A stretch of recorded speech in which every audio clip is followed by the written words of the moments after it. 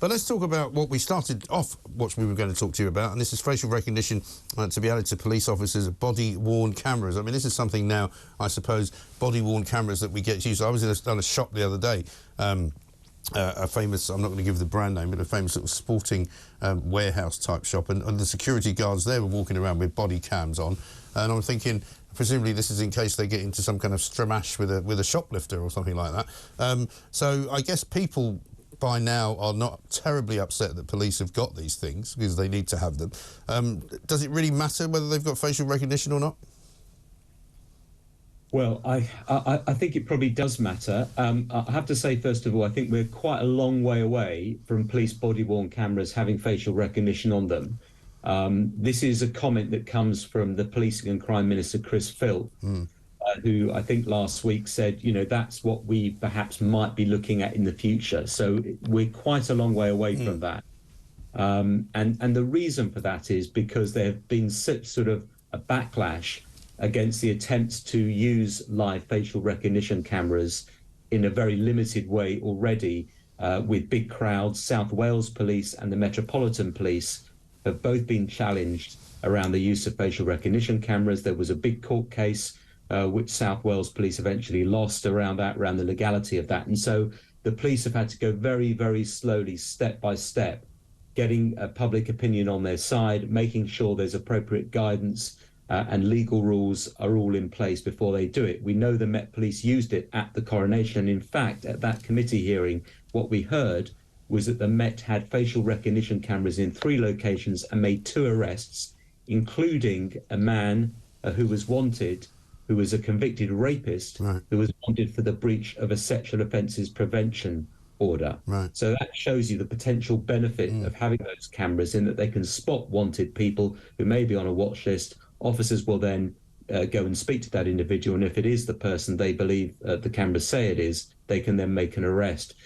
So I think we're a long way from having body-worn cameras with live facial recognition, but probably, you know, it could be 5 years away or 10 years away. I mean, I guess the issue is whether it's accurate enough to be used and acted upon, isn't it? I mean, that's I suppose, the main question.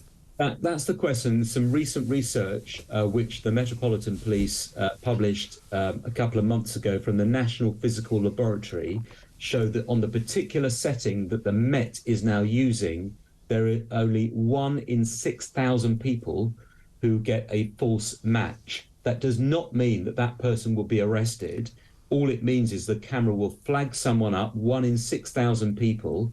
The officer will then look at that image, speak to that individual, and if they decide, no, it's not the person on the watch list, then that's the end of it.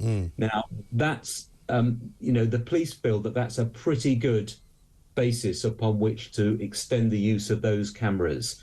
The research also suggests that there is no difference in terms of what ethnicity you are, or if you're a man or a woman. Right.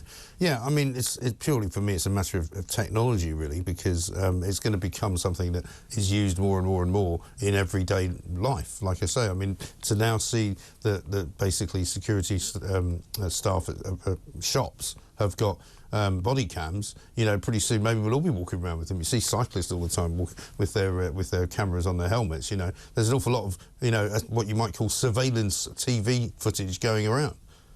Absolutely. I mean, look, there are cameras everywhere, and we're quite happy, aren't we, to go online and give our details to buy items online. Those details may have our home address, it may have our email address, it may have our credit card, bank details. Right.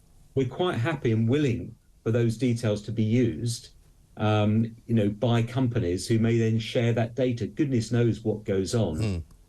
What has to happen for the police to extend the use of facial recognition is for there to be a proper legal and oversight regime. And that is what the biometrics, a very interesting blog today from the Biometrics and Surveillance Camera Commissioner, Fraser Sampson, has written. He is the kind of guy who's in charge of the oversight of this, who says we've got to accept this technology is here, it has benefits, it's here to stay, but we need a better oversight and regulation system to ensure it's not misused by the police, because clearly that data if it's misused by the police, it could lead to injustice, clearly.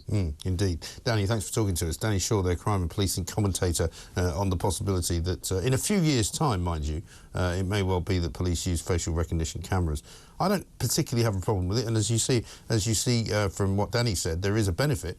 If they can lift somebody who's been wanted for a sex crime and who's on the run, then by all means. But if they get it wrong, of course, what happens then?